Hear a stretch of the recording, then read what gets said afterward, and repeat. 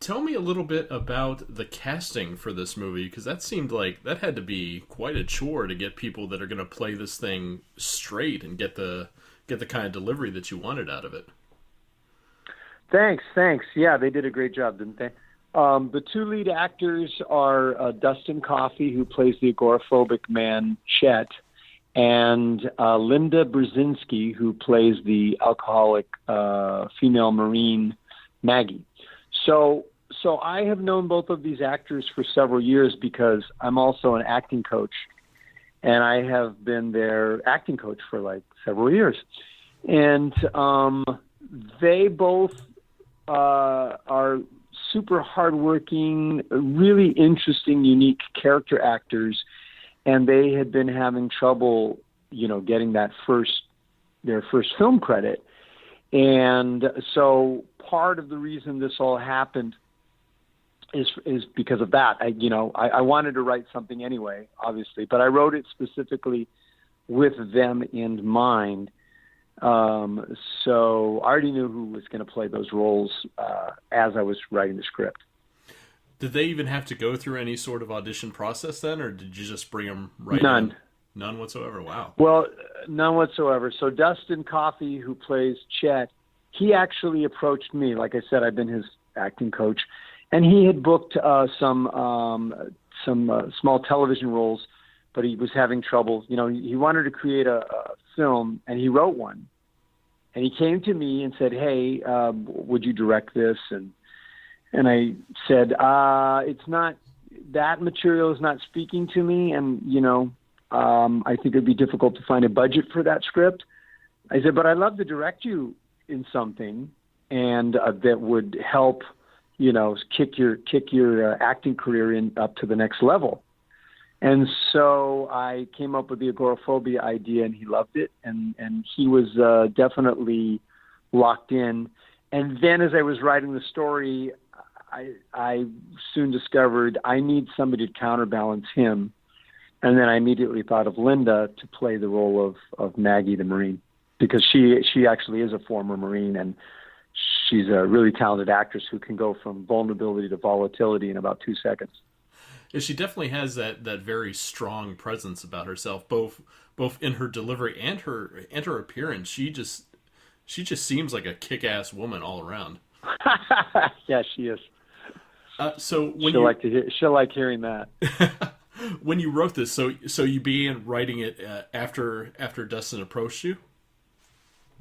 Yeah, he approached me and asked me to direct him in something else, and I had declined it, but I said, I'll write my own script, and we'll do that, and he liked it. So how much research did you have to do into agoraphobia, or someone that's agoraphobic, to get this script rolling?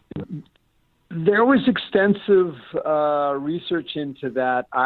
Originally I thought, what do I want to write about? And I thought, I think I want to write about people who are trapped in their own lives, whether it's because of some circumstance that's greater than them, like Maggie's husband is in prison, and then she's sort of trapped in her marriage because of her loyalty to her husband, and then of course Chet is literally trapped in his house because he's agoraphobic. So, there's times that we all go through periods in our life where we sort of just get down and depressed and kind of feel paralyzed. And I was trying to think of how I could do that in a dramatic fashion. And then that's how agoraphobia came to me. And I thought that would kill two birds with one stone, because the agoraphobia would sort of dramatize it more. And also it's a legitimate anxiety disorder that millions of people suffer from. And I don't think is really ever dealt with in a really serious manner in films. It winds up a punchline in a comedy, or it's the basis of maybe a horror film or something. So, that's where it all stemmed from. And then when Dustin liked that idea, I said, well, since you're playing the main guy, why don't you be my researcher? And because you're going to have to do the research for the part anyway. So he did, and he did the bulk of the research and would share interviews with me and books and things. And so, yeah, that's how it went, how all the research went into it. How difficult was it to make a person that suffers from agoraphobia not be defined by that illness? Was that a difficult process for Dustin to go through, or did he pretty much nail it? He nailed it, and it's because, we had discussions about that, because I told him, that the trap of this part is that you play the concept of it. And so as a piece of directorial homework or homework to the actor, I said, besides just doing the research on agoraphobia itself and talking to medical professionals, we need to find some people who actually do suffer from agoraphobia, then see if one of them, if you click with one of them, if they're willing to just allow you to pick their brain and, have multiple conversations, which he did. And this was a great guy. He's Australian, and his name is Tom Gray, and he was very helpful with just answering every question possible that we had and being very open and accessible to Dustin. Was this a pretty easy shoot all around, or was there anything that was kind of a roadblock or a speed bump? I'm sorry. So what, you're asking if there was any speed bumps for the film? I lost you for just a sec. Yeah, if there were any speed bumps along the way of getting this completed. What was let's see. What was an obstacle? Money. That's always the problem. Yeah, money. Not enough time and not enough money. But actually, we had funds, and they just weren't enough. And then so we got the rest of our funding through crowdfunding on the internet, through Kickstarter and through Indiegogo. And so that was fantastic and a real lifesaver. When making an indie film, you usually have to make some concessions, but did you pretty much get everything that you wanted into the film? The important stuff. Mm-hmm. Yes. I mean, I would have liked to have there's things that I didn't get, but they didn't kill the movie. As you see, we've been very fortunate, winning lots of awards, mm-hmm. and Lori Petty liked the script and came on board.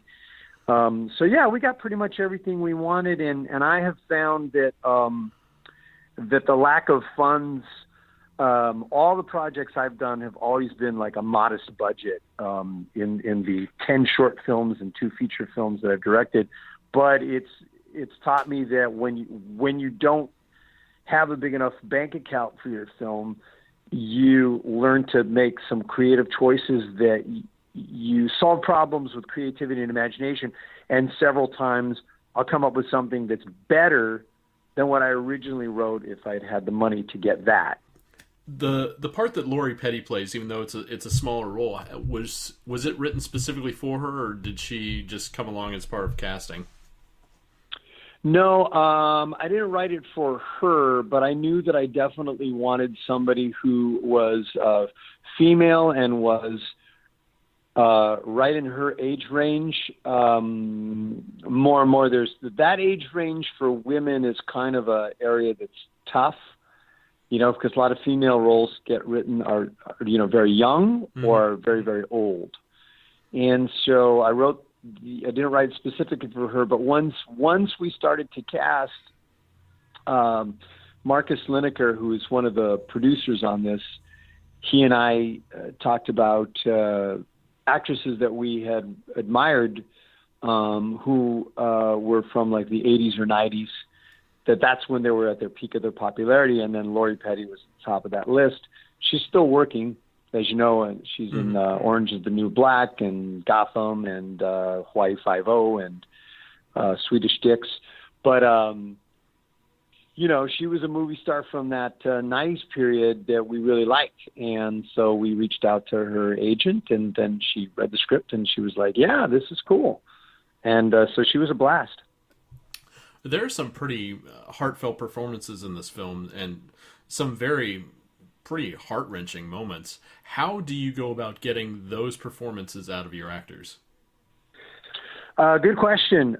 So my background is from the theater, and as I said, I've always done independent indie films, character-driven things.